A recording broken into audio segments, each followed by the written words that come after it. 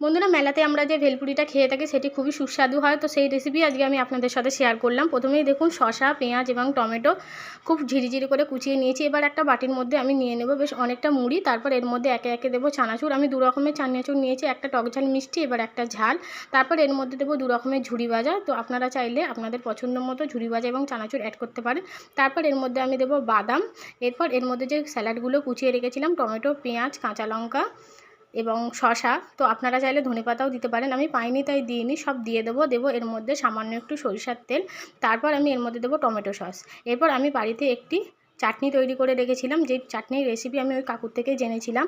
তো সেই চাটনিটা আমি ওর মধ্যে দিয়ে দেবো। তো দেবো সামান্য একটু চাট মশলা, সামান্য একটু বিট লবণ দিয়ে খুব ভালো করে মিশিয়ে নেবো। তো বন্ধুরা দেখুন, দেখতে কত সুন্দর হয়েছে, সবই কিন্তু সেই চাটনিটার জন্য, কারণ সেই চাটনিতেই কিন্তু এই ভেলপুরির কালারটা আসে।